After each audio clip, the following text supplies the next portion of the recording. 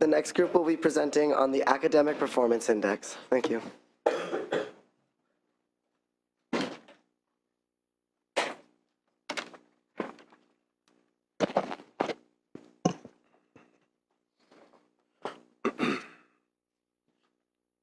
Good morning, honorable senators. My name is Michael Moon, and I'm a senior at Danbury High School in the LA County. My name is Alitza Todorova, and I go to San Marcos High School in San Diego County. And I'm Olivia Noriani. I'm in the 10th grade at South Pasadena High School in Los Angeles County. We'll be proposing multiple measures to reform the current Academic Performance Index scoring algorithm. As of now, the Academic Performance Index does not accurately or holistically measure a school, and since 1999 has not gone through significant change.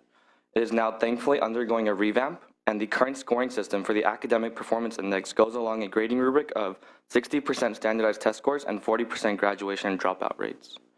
Ever since schools were told that their Academic Performance Index were primarily decided upon their school's standardized test scores, incidents have been reported that teachers only teach towards this test. I still remember the day my teacher told me explicitly, "Class, we will only be learning what we will be tested on the English CSTs." During my freshman year English class, I recall my teacher frequently mentioning, since this part of the guided discussion questions aren't mentioned on the CSTs, we can skip this. Teachers forge their lesson plans to make sure that their kids primarily do well on this test. If the evaluation on a school's academic performance becomes more holistic, schools now have a greater incentive to work and perform at a different caliber. Teachers will conduct themselves differently, and ultimately the way a school functions will change. In order to reach the school's desired Academic Performance Index score, students doing well on the standardized tests will not be the most influential factor. Rather, having multiple measures for the Academic Performance Index will become more accurate and decrease the margin of error. We also believe that the new academic score index should not only be used to measure whether or not a school is good or bad, but also highlight low-scoring schools. These low-scoring schools could be a good sign to the government that they are in need of their support. By doing so, this new method of assessing a school's academic performance index could possibly help close the achievement gap. In order to accomplish this new goal, we recommend that the Academic Performance Index be reformed to include 4 general groups of factors and then be prioritized in order of how much weight each factor will carry in the assessment of a school. It is worthwhile to note that the weight of each factor should be determined at the discretion of state legislators, but that the overall prioritization of the factors should be determined by students. The first group, which we believe should carry the most weight, is under the general umbrella of school faculty. This category will include student-to-teacher ratios, the number of staff development days, the percent of fully credentialed teachers, and the availability of counselors. The next most important group of factors under the title curriculum will include the number of AP and elective courses, the presence of career technical education classes, and the proportion of students who complete their A through G requirements. Thirdly, the performance index will include the percentage of dropout, graduation, suspension, and expulsion rates. The final category will include an evaluation of resources and facilities, including the amount of money spent on each pupil, the level of safety and cleanliness of the campus, and the quality as well as the number of available textbooks and other materials. Luckily, all of this data is already being collected through the School Accountability Report Card and the Local Control Accountability Plan. The Department of Education already has access to this information, it's just not being analyzed. We can take advantage of this data that we have access to and incorporate it into the performance indexes through fairly simple processes, which will incur little to no cost. We've prioritized these factors by importance through our own personal experiences as the primary stakeholders in our education, as well as with concrete examples and evidence. We consider adequate faculty and staff as a non-negotiable factor in performance index scoring. Above resources, statistics, and curriculum, educators are what make or break a school. Finland is the highest scorer on the Program for International Student Assessment. It spends fewer dollars per student than the US, but its stringent standards for teachers set it apart. There's a strong correlation between providing fully qualified educators and high-achieving students. Even with few textbooks in poor condition, limited AP classes, and unclean campuses, passionate and qualified teachers can foster successful students.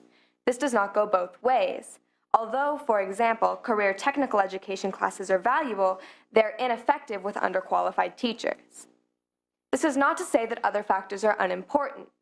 Once schools are fully staffed with qualified teachers, other characteristics become essential as well. What we've identified as second in value to adequate faculty is curriculum quality. Offering challenging and diverse courses opens pathways to college and career success for many students. When schools encourage students to push themselves, be that by completing the A through G requirements or by exploring unique classes, it presents students with many new opportunities. Taking these opportunities into consideration for a school's performance index encourages administrators to make the effort to open these classes up for students to explore. Dropout, graduation, suspension, and expulsion rates come next in importance. We need to ensure that schools are providing necessary support to struggling students, instead of encouraging them to simply drop out. Suspension and expulsion are proven to be ineffective methods of discipline, and while trends in California are declining, it needs to be emphasized that the Department of Education encourages alternatives to these options. Finally, we want to turn focus to materials and resources. Identifying schools that are struggling to provide enough adequate resources and satisfactory facilities to students is the first step to providing those schools with the tools needed to meet that standard. Everyone in this room is in agreement that schools cannot be quantified by standardized test scores. It's difficult to quantify a school at all. But by taking the simple step of implementing our already quantified proposed factors into a new system of scoring, we give schools an incentive to build atmospheres where students can thrive and help struggling schools identify where progress really needs to be made.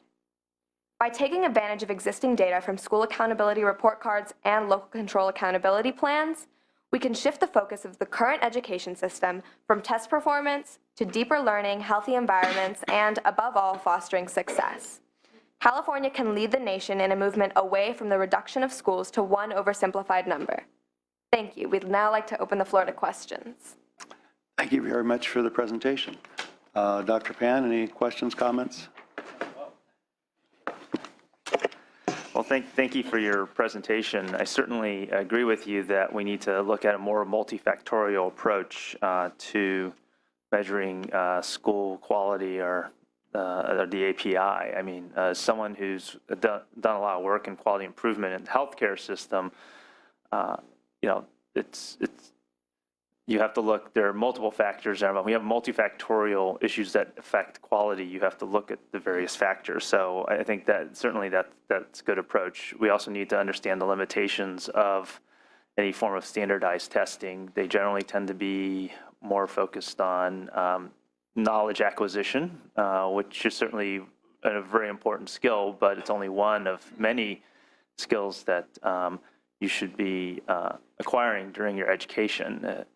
So I think that's, so over-reliance on that one measure is certainly very concerning. I think one of the things to look at is that I appreciate that on one hand, you're looking at what people are already collecting. I would just suggest, as from a quality standpoint, take a step back and think about what you should be collecting as well.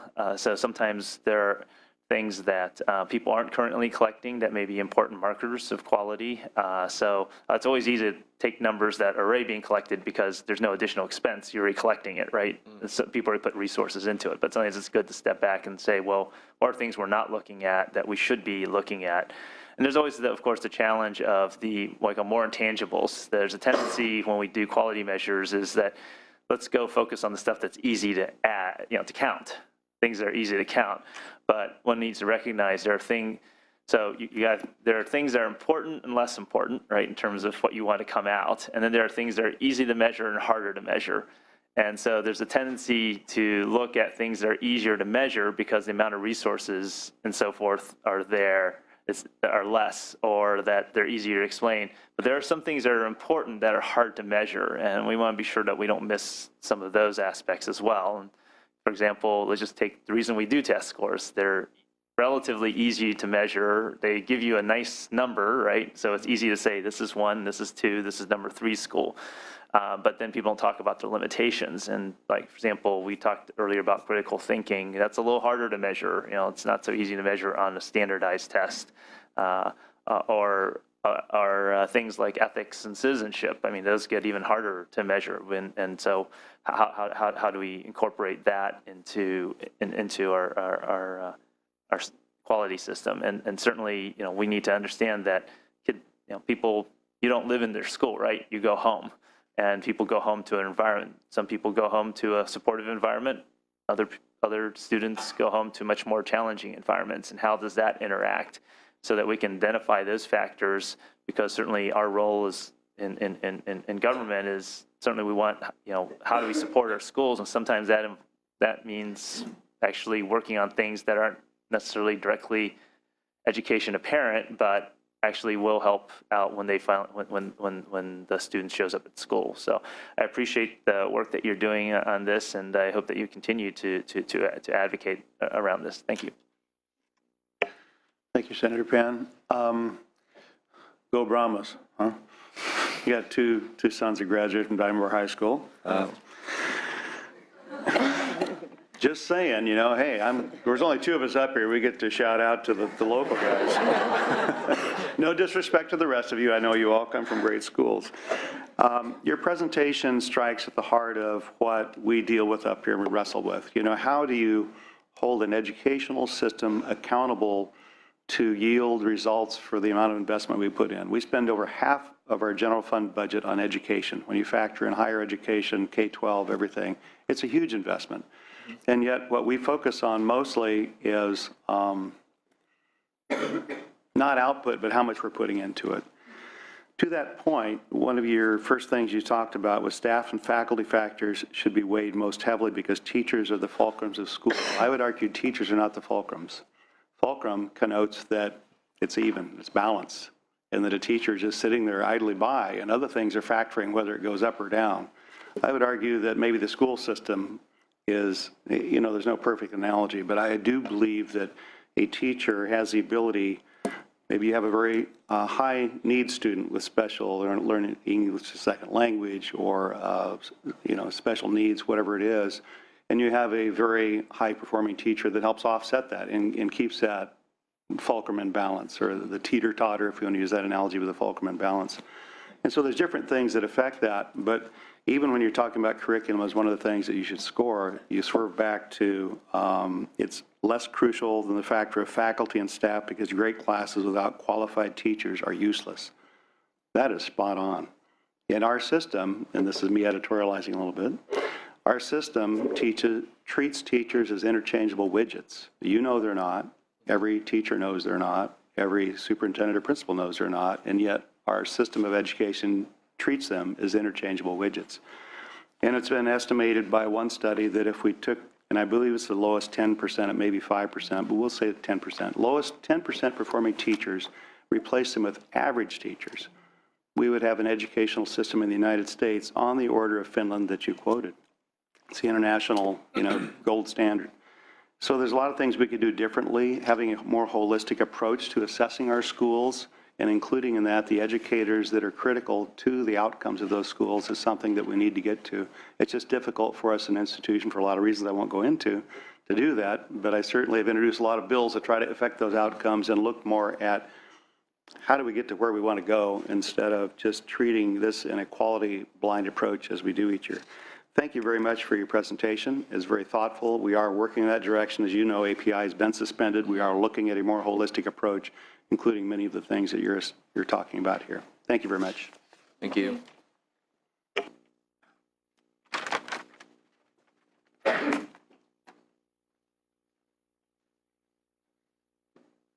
And now we have our final proposal on the Instructional Quality Commission, which I will also be presenting.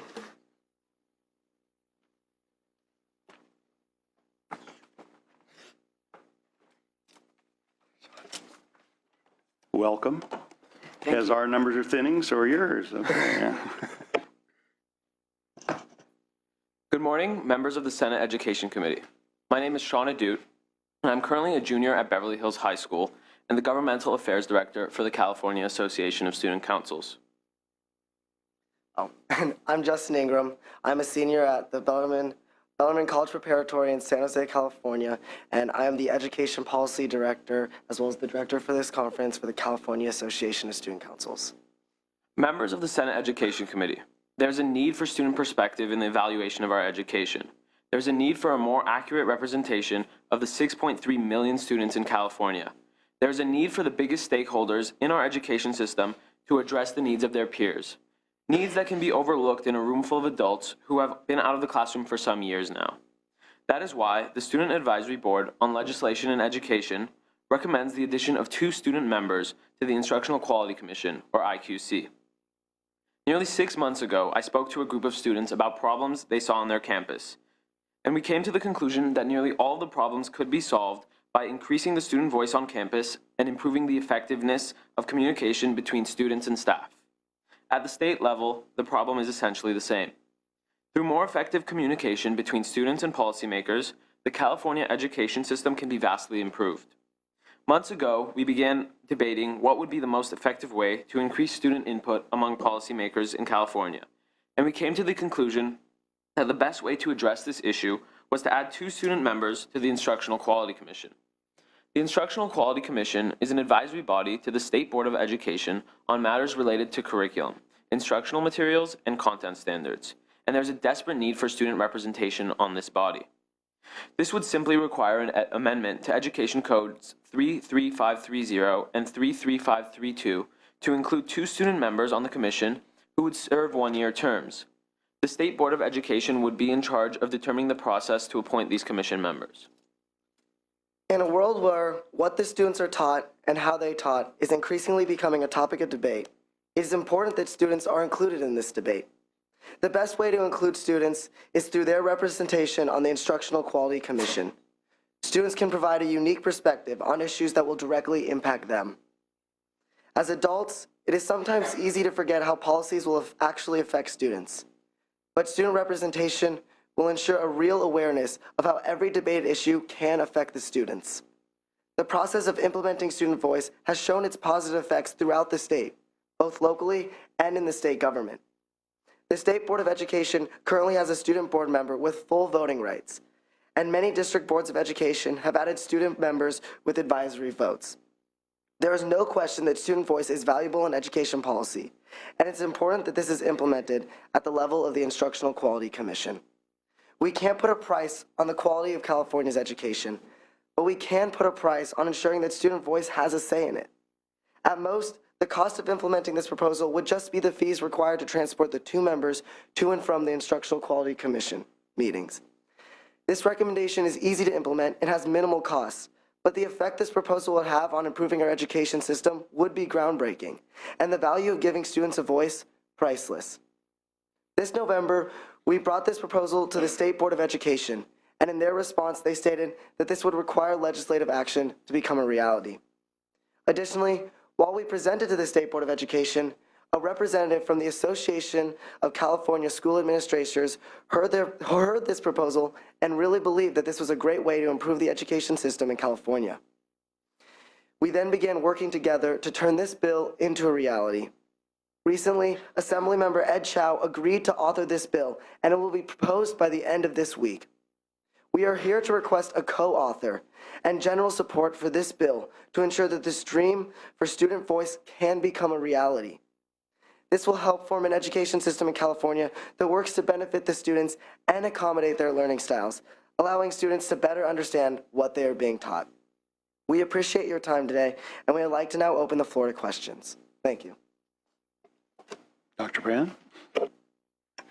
Well, thank you for your presentation. Certainly, I think that when we look at some of these issues on the commission, that it is good to have a student perspective because you're the recipients of the teaching that's happening. So when the commission looks at its issues, they need to know how that really operationalizes. So I appreciate you bringing this up.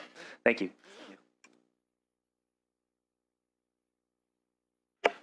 Thank you.